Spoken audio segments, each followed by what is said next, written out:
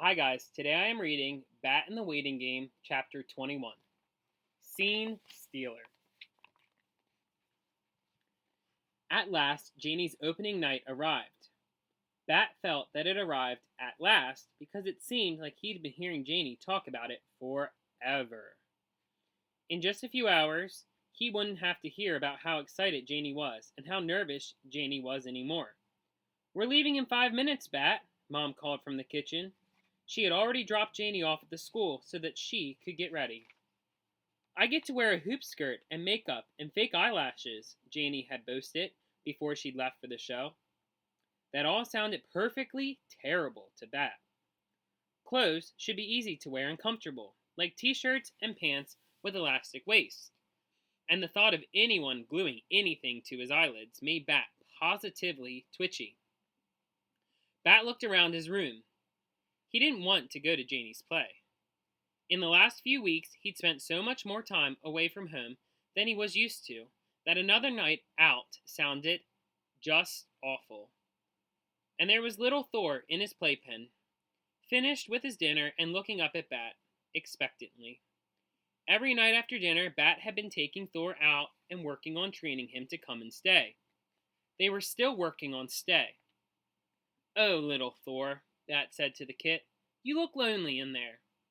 Bat felt lonely too, even though he was about to go to a theater filled with people. Sometimes that was when Bat felt the loneliest of all, in a crowd. Without really thinking about it, Bat slung Thor's sling around his neck and scooped up the kit, nesting him in place. This time, it was a really tight fit to get Thor into the sling. Bat would have to ask Lawrence to make him a bigger one. He grabbed his jacket and put it on over the sling, zipped it up all the way to the top.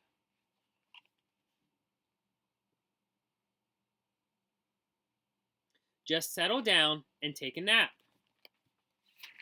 Bat whispered, "and you can come with me to the show." When Bat came into the kitchen, Mom said, "Are you sure you want to wear your jacket? It's a lovely night." "I am sure I want to wear my jacket," Bat answered. Outside of the theater, Bat saw lots of people who had come to see Janie in her play. There was Dad. "Hey, sport." "Hi, Valerie," he said to Bat and Bat's mom. There was Lawrence. "Bat boy! Dr. Tam," he said. Bat had never seen Lawrence wearing regular clothes. He always saw Lawrence at the clinic, where Lawrence wore blue scrubs. Tonight, Lawrence was wearing a shirt with buttons and a collar under a sport coat.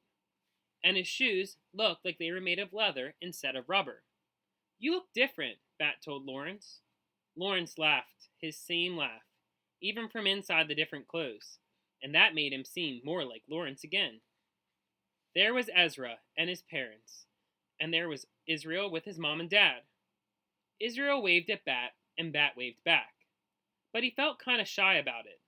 On Thursday, Israel had been all better from his cold, but things still weren't the same between them. They'd shared an awkward snack at Israel's kitchen table before Tom had taken them over to Bat's house to water the skunk garden, and Mom had gotten home early from the clinic. Finally, it was time to go into Janie's school auditorium, where folding chairs were arranged in rows facing the stage.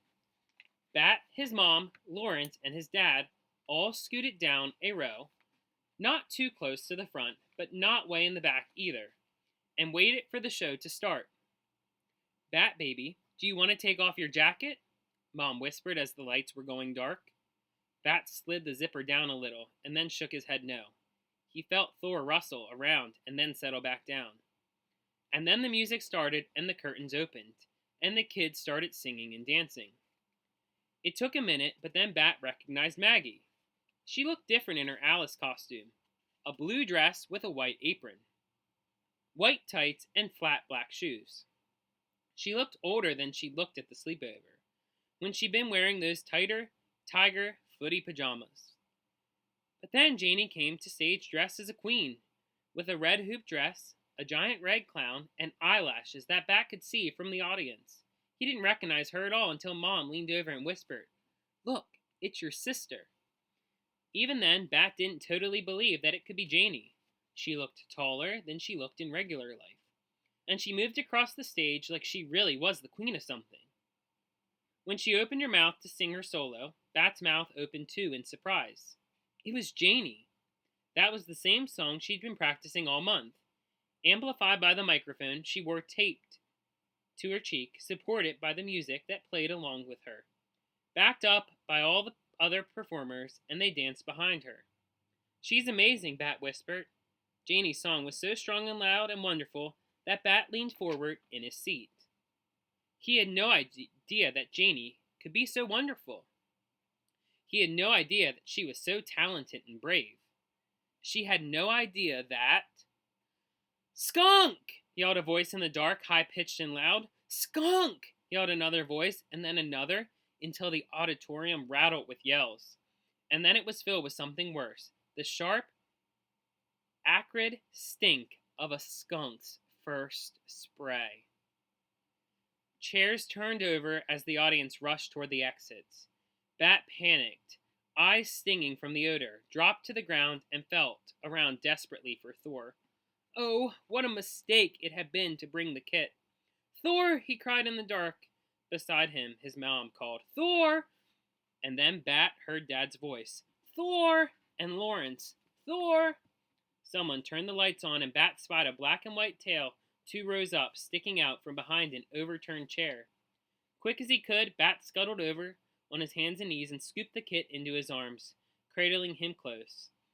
Bat blinked against the sudden light. He looked up, and there on the stage, arm crossed, crown listing to one side, stood Janie. And that is the end of Bat in the Waiting Game, Chapter 21. If you like my channel, you can like and subscribe below. Have a great day.